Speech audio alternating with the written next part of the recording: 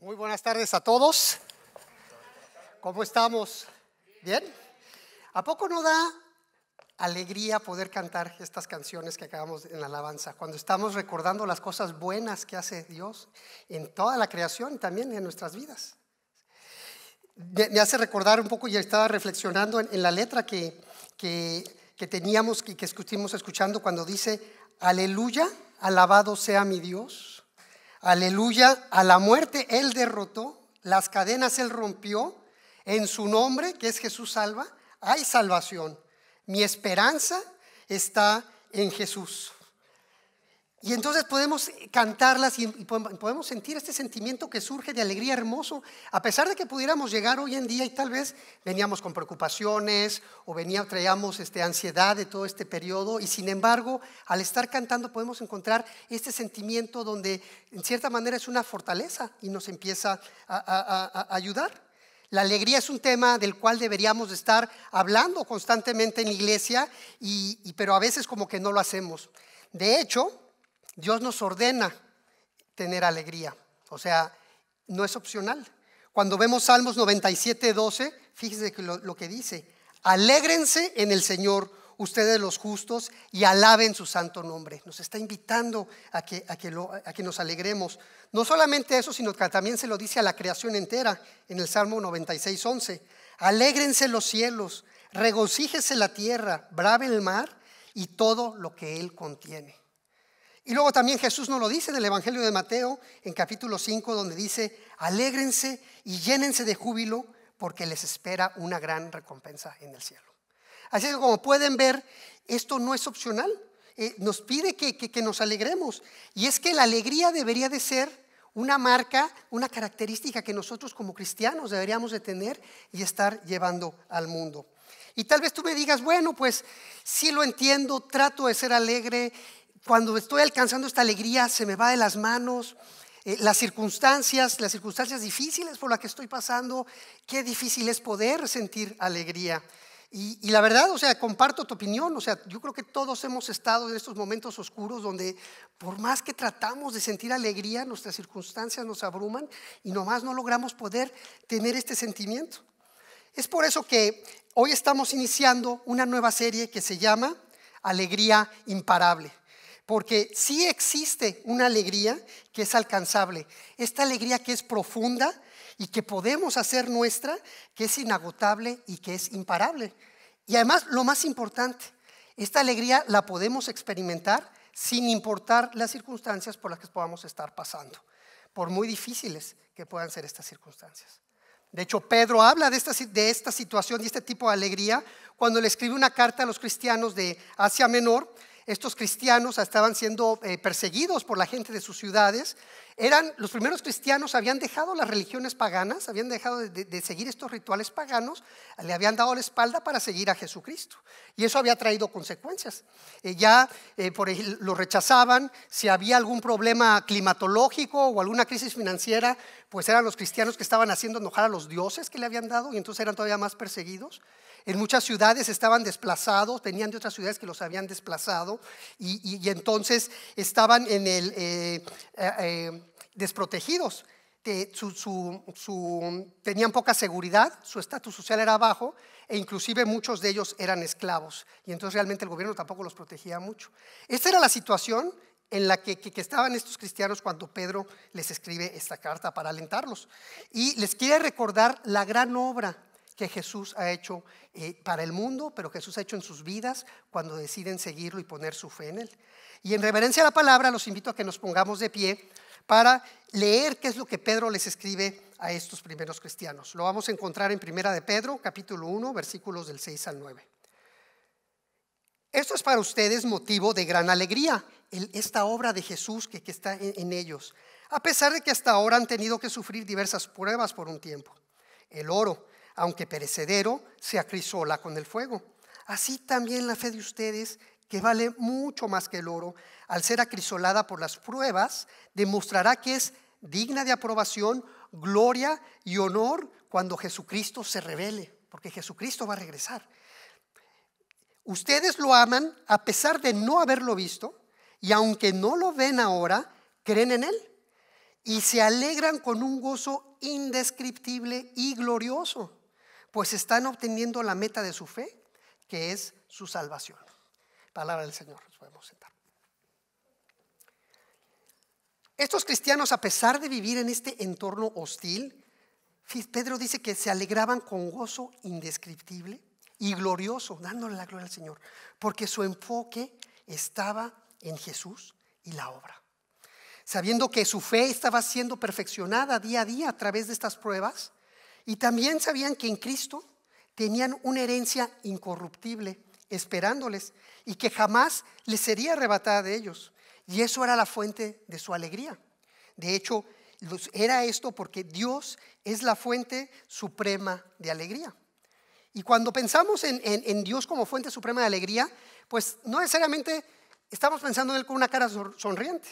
O sea, lo podemos en una cara de amor probablemente, una cara de ira por nuestros pecados o una cara de juez que nos está juzgando, pero no necesariamente tenemos en nuestra mente esta imagen sonriente de alegría que podría tener. Pero la alegría es un sentimiento que surge en Dios. Y lo podemos ver en las escrituras, por ejemplo, en las profecías donde Él promete restablecer al pueblo judío. Por ejemplo, Sofonías 3:17 les dice: porque el Señor tu Dios está en medio de ti como guerrero victorioso. Se deleitará en ti con gozo, te renovará con su amor, se alegrará por ti con cantos. O sea, un Dios que está cantando alegre por la relación que tiene con ellos. También cuando Jesús es bautizado y surge del agua y viene el Espíritu Santo, Dios también habla y habla, o sea, desde el cielo todo mundo puede escuchar la voz de Dios que está diciendo: este es mi Hijo en quien estoy muy complacido. Otras traducciones dicen: quien me da gran gozo. Entonces ese es el gozo de Dios que tiene al tener esta relación. Y esta es una alegría divina y una alegría que se desborda, pero que quiere compartir también con nosotros. Jesús, que es Dios, pues nos lo dice en el Evangelio de Juan, en el capítulo 15:11, nos dice: les he dicho esto para que tengan mi alegría y así su alegría sea completa.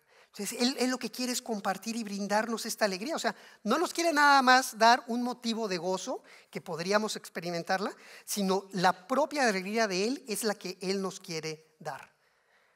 Y es que fuimos creados de la alegría para la alegría. Salmos 104:31 también nos dice esto. Dice: que la gloria del Señor perdure eternamente, que el Señor se regocije en sus obras.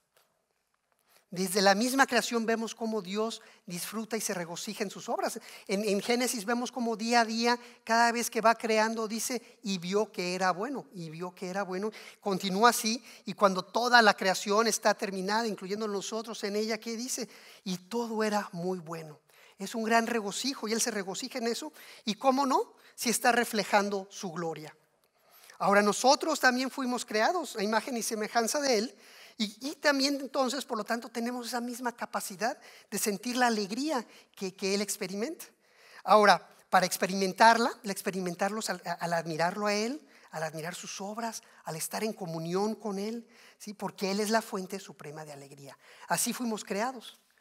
Pero hoy en día, a causa de nuestra rebeldía, ¿qué hacemos? O sea, en vez de buscar la alegría en Dios, que es nuestra fuente, sentimos que nosotros podemos alcanzarla por nuestros propios medios, con nuestras propias fuerzas. ¿Sí? Y hoy la sociedad dice que hagamos lo necesario para ser felices en nuestro trabajo, en nuestras relaciones, con nuestro tiempo libre, con nuestras relaciones sexuales. ¿Sí? Lo que sea necesario para ser feliz mientras no afectes a los demás. Cualquier cosa que sea permitida, que sea deseable y que sea legal, está bien mientras busques la felicidad. Pero realmente esta felicidad es un sentimiento temporal, porque está conectado a experiencias, a circunstancias y emociones que pronto quedan en el pasado. Y entonces, ¿qué tenemos que hacer? Tenemos que estar buscando el siguiente momento feliz que nos ayude a cubrir estos sentimientos que tenemos de tristeza, de dolor, de quebranto, buscando constantemente estos sentimientos de felicidad que puedan cubrir todo esto que tenemos. Y lo podemos ver muy evidente hoy en día, por ejemplo, con las redes sociales, en Facebook y en Instagram. O sea, la cultura del selfie, o sea, estar mostrando tu mejor momento, tu mejor cara, el momento más feliz y constantemente estarlo haciendo para que ese sentimiento tuyo pueda estar cubierto con estas imágenes que estás queriendo mandar al mundo. Y sabemos que hay gente que realmente no está feliz y sin embargo lo está haciendo. No digo que todo mundo, ¿verdad? Pero es una tendencia que vemos y que sucede. Pero la alegría es algo diferente. Es algo diferente a la felicidad. La alegría es algo más profundo, un sentimiento bueno en el alma que no depende de las circunstancias que estamos pasando, sino que los resultados son resultado de una relación con Dios. Y en ese sentido entonces podemos experimentarla independientemente de lo difícil que podamos, una situación difícil que estemos pasando. Y no solamente eso, sino que Jesús tiene este gozo y además lo quiere compartir con nosotros. Así es que antes de definir la alegría, ¿por qué no vemos 3 claves acerca de ella antes de pasar a la definición? Y la primera clave es que la alegría es un fruto. Y Pablo nos dice eso en Gálatas 5, del 22 al 23, y usa esta terminología de fruto. Dice, en cambio, el fruto del Espíritu es amor, alegría, paz, paciencia, amabilidad, bondad, fidelidad, humildad y dominio propio. O sea, al definirla como fruto, entonces, ¿qué es? Que es producto del trabajo del Espíritu Santo en nuestras vidas. Lo que tenemos que aprender aquí es que entonces nosotros no podemos producir alegría, sino que es Dios el responsable de producir esta alegría. Y esto es como este verano que mi hijo Rodrigo construyó en el jardín una cama de tierra para sembrar vegetales. Y entonces él y Ana sembraron varios vegetales. Entonces tenemos pepinos, tenemos tomate, tenemos cilantro y por supuesto chile jalapeño, que no puede faltar, ¿no? Y entre él y Ana se han encargado de cuidar de estas plantas y que tengan el entorno adecuado para que crezcan y produzcan fruto. Y entonces le quitan la hierba, le ponen fertilizante, las riegan. No sabía que hay hojas que les roban energía, entonces hay que estar quitando unas hojitas para que tenga más energía. En fin, la están cuidando. Ahora, lo importante de esta ilustración es que no importa el esfuerzo que le estén poniendo, o sea, por más agua y por más fertilizante, ¿no? Y por más cuidados que le pongan, la capacidad de producir el fruto no está en ellos, sino en la planta. Y entonces el fruto se produce cuando llega el tiempo perfecto, no antes ni después. Y cuando decidimos esperar a ver este fruto salir y ponemos los cuidados necesarios, podemos disfrutar de ellos. Entonces, hoy estamos, por ejemplo, disfrutando unos pepinos deliciosos con chile piquín, con limón y con sal, que si nunca los han probado, son buenísimos. Entonces, eso es lo que estamos, el disfruto de este fruto. Ahora, lo mismo sucede con el Espíritu Santo. Así como esta planta que fue sembrada, Él tiene la capacidad de producir alegría en la vida de uno. Y tiene esta capacidad porque el Espíritu Santo es Dios. Dios que vino a vivir en nosotros en el momento en que recibimos a Jesucristo y sometimos nuestra vida a Él y creímos en el sacrificio que hizo. En ese momento es que viene a vivir en nosotros.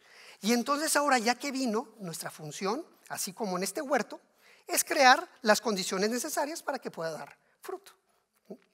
Si estas condiciones se dan, lo natural va a ser que entonces Dios Espíritu Santo produzca alegría en nosotros. Pocas palabras, si tú siembras una semilla y la pones en las condiciones adecuadas, te va a dar fruto. Si el Espíritu Santo viene a ti cuando le entregas tu vida a Cristo, con las condiciones adecuadas también vas a tener este fruto que es la alegría. Y aquí la diferencia de la alegría a la felicidad que vimos en un principio es que no hay que estarla buscando afuera, ¿sí? Dios la produce. No depende de las condiciones externas tampoco, ni de la situación por la cual estés pasando, sino más bien se logra desde adentro, con las condiciones de adentro. Dios es el que le está produciendo y esa es una gran noticia. Así es que si deseamos experimentar la alegría, pues tenemos que crear el entorno adecuado para que pueda dar ese fruto. Y Jesús nos da una idea de qué significa esto de crear el entorno adecuado también en el Evangelio de Juan, capítulo 15, versículo 5. Él dice, yo soy la vid y ustedes son las ramas. El que permanece en mí como yo en él, dará mucho fruto. Separados de mí, no pueden ustedes hacer nada. Ahí está la clave. Y tenemos que permanecer en él. ¿Y qué significa eso? Bueno, si el Espíritu Santo vino cuando creímos en Jesucristo y le dijimos que iba a ser nuestro Señor y que él iba a reinar, bueno, pues permanecer en Jesús significa que si él está reinando, pues le voy a preguntar: Señor Jesús, ¿qué quieres que yo haga? Y lo hago, porque está reinando. Eso es permanecer en él. Y cuando permanecemos en él, entonces estás creando estas condiciones para que el Espíritu Santo pueda dar ese fruto. Entonces esa es la primera clave para poder definir la alegría. La segunda es que la alegría es una respuesta. ¿Y a poco no te mueven las emociones? Se te mueven las emociones cuando ves una película. Por ejemplo, cuando Santiago me estaba comentando, mi hijo pequeño, que vio una película de terror el viernes. Y nos pusimos a platicar de este tema, y efectivamente me decía que pues de repente sentía sentimientos de nerviosismo, de ansiedad, de angustia durante la película, porque al estarla contemplando te está generando esas emociones que luego finalmente se desvanecen, pero hay una reacción al estar contemplando esta película. Lo mismo sucede por el otro lado si ves una hermosa obra de arte. Si es una obra de arte bella, pues te puede causar paz, te puede causar tranquilidad, asombro por la belleza de ella, y son emociones que tú sientes y de repente también desvaneces. Pero ¿qué pasa cuando tienes una relación íntima con Dios y contemplas sus obras? Salmos 92 del 4 a 5 nos dice qué pasa. Fíjate la reacción, dice: tú, Señor, me llenas de alegría con tus maravillas. Esa es la reacción, él nos llena de alegría con sus maravillas. Por eso alabaré jubiloso las obras de tus manos.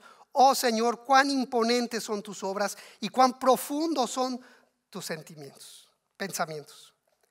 O sea, cuando tú ves estas obras maravillosas que Dios ha hecho en la creación, en nuestras vidas, por la humanidad, cuando contemplamos su sabiduría, su belleza, su justicia, su gracia, su misericordia, la reacción natural es alegría. O sea, no nos podemos quedar impávidos sin tener una reacción.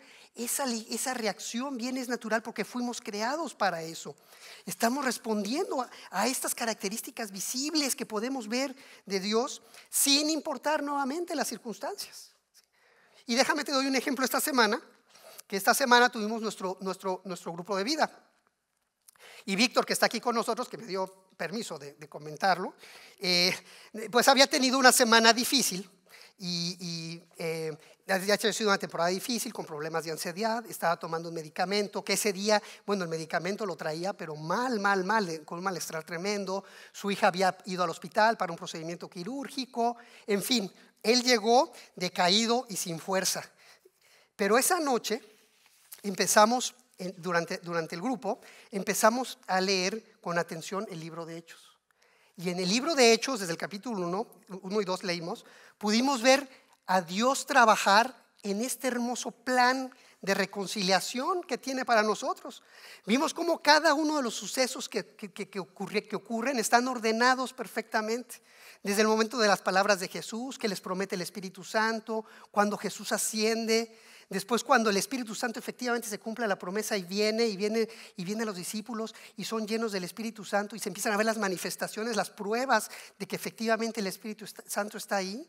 Y podemos ver a un Pedro con ese poder, sin miedo, porque había tenido miedo antes y ahora sin miedo, predicando por primera vez el Evangelio a todos estos judíos. Y no solamente eso, sino que vemos al Espíritu Santo obrando en la vida de ellos y cómo responden y aceptan a Jesucristo 3,000 personas. ¡Wow! Es maravilloso. Y no nos quedamos ahí, sino cómo eso ha venido de año tras año, generación tras generación, y ahora nosotros somos parte de esta gran obra maravillosa que es el plan de reconciliación de Dios. Así es que, terminando el estudio, Víctor dijo, o sea, wow, qué bueno que vine, me siento mejor. Pero ¿cómo si no se le había quitado el malestar realmente? Su hija seguía del hospital, sus circunstancias no habían cambiado realmente en esa última hora.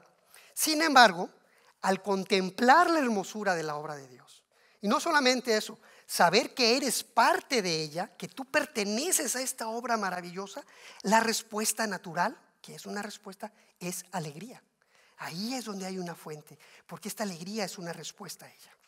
Ahora, para ir ya a la tercer clave antes de la definición, les platico que hubo una señora que se llamaba Corrie ten Boom, que era una mujer holandesa durante la Segunda Guerra Mundial que protegía a judíos en su casa, hasta que la descubrieron y entonces la arrestaron y la mandaron a un campo de concentración, y ella vivió los horrores de los campos de concentración, ella estando ahí por estar protegiendo a los judíos. Y de hecho, esta mujer, que cristiana también, bueno, pues aprovechó el momento y la ocasión y abrió su grupo de vida también en el campo de concentración, y fue de gran bendición ministrando a gente dentro del campo de concentración alcanzando judíos. Y bueno, ella, mientras ministraba, una de las frases que ella tenía, o de las ideas que ella tenía, ella decía que la alegría corre por debajo del desánimo. Y qué gran definición, porque qué cierto es que la alegría que te produce Dios está corriendo debajo del desánimo para darte esa fortaleza independientemente de tus circunstancias. A diferencia de la felicidad que trata de cubrirla y no pasa nada y esta es la felicidad y estoy tratando de ser feliz. No, aquí es la alegría corre por debajo independientemente de las circunstancias y te da fortaleza, que es la tercera clave, la fortaleza. Y podemos ver este ejemplo también en el libro de Nehemías. Y como contexto, Nehemías era un judío que estaba en la época del exilio, primero Babilonia y después fue en el imperio persa, y él había logrado, Dios lo había llevado a tener una posición de influencia con el rey de Persia. Y era el copero, de hecho. Y se entera que que se había reconstruido el templo en Jerusalén, que la gente estaba regresando a Jerusalén, y Dios le dice que regrese para construir ahora las murallas de Jerusalén, los muros de Jerusalén. Le pide permiso al rey de Persia, el rey le da la autorización, y entonces él va en esta misión. Llegando a Jerusalén, conoce al sacerdote Ezra, que estaba ahí también presente, y entre los dos se lanzan en este proyecto, claro, con ayuda del pueblo, con retos y demás, pero al final terminan esta obra, y cuando la terminan deciden hacer un servicio con el pueblo para consagrar esto al Señor. Y entonces reúnen al pueblo desde la madrugada hasta mediodía, y lo que hace Ezra es levantarse y empezarles a leer la ley de Moisés, y se las empieza a explicar, que era lo que Dios esperaba de ellos. Y a medida que están escuchando, la gente empieza a entenderla y se empieza a entristecer, y la gente empieza a llorar. Está desamparada. Dice, bueno, se empieza a dar cuenta y el Espíritu empieza a trabajar en ellos y se dan cuenta que no habían cumplido con lo que Dios les estaba esperando de ellos. Con este estándar que Dios les había puesto, ellos eran más bien quebrantados y le habían dado la espalda, y entonces sentían pues que estaban perdidos porque no habían cumplido con la ley de Dios. Y entonces Nehemías les contesta, y lo vemos en el capítulo 8, versículo 10, diciendo: ya pueden irse, coman bien, tomen bebidas dulces y compartan su comida con quienes no tengan nada, porque este día ha sido consagrado a nuestro Señor. No estén tristes, pues el gozo del Señor es nuestra fortaleza. Es una realidad. Dice, ¿qué significa eso de que el gozo del Señor es una fortaleza, es nuestra fortaleza? Es que la alegría de Dios, ¿sí?, por su creación, sobre ti y sobre mí, por la relación que tiene con nosotros, le produce gozo. Y ese gozo, esa alegría que Él tiene, podemos contar con ella, que Él es un Dios que tiene gozo por esta relación, para que sea nuestra fortaleza, inclusive en los momentos difíciles, como estaba sucediendo con ellos, que decían es que fallamos. Nehemías les dice, y es como si les estuviera diciendo, hey, sé que esto debería ser un funeral porque hemos fallado rotundamente todos, pero debemos alegrarnos. Y la clave lo podemos ver más adelante en Nehemías también, en el 9:17, que dice: pero tú no los abandonaste, porque eres Dios perdonador, clemente y compasivo, lento para la ira y grande en amor. Y entonces, ¿qué les está diciendo? Hey, nuestro Dios es perdonador, es clemente, es compasivo, y a pesar de que nosotros le hemos dado la espalda, Él no nos abandonó, estamos aquí. Y entonces lo que le dice es, vayan, celebren y hagan esta alegría que tiene el Señor en nosotros, su pueblo, hagan la fortaleza de ustedes.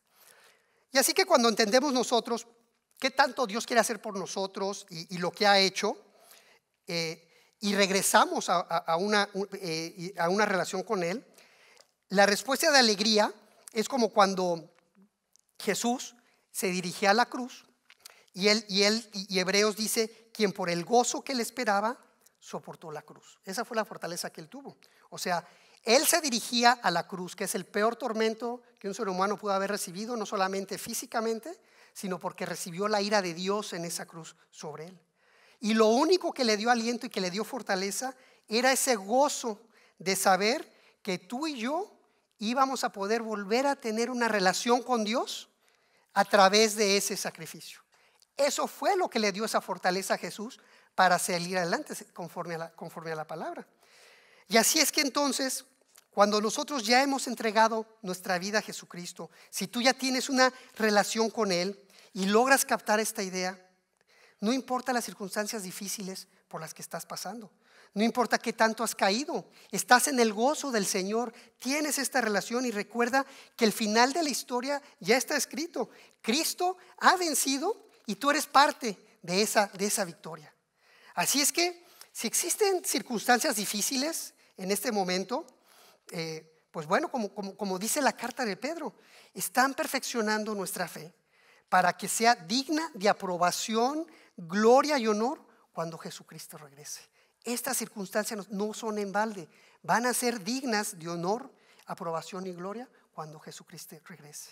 Así es que busca en el gozo del Señor y que ese gozo sea tu fortaleza. Saber que le perteneces, que tienes una herencia eterna que compartirás con Cristo y que nadie te puede quitar.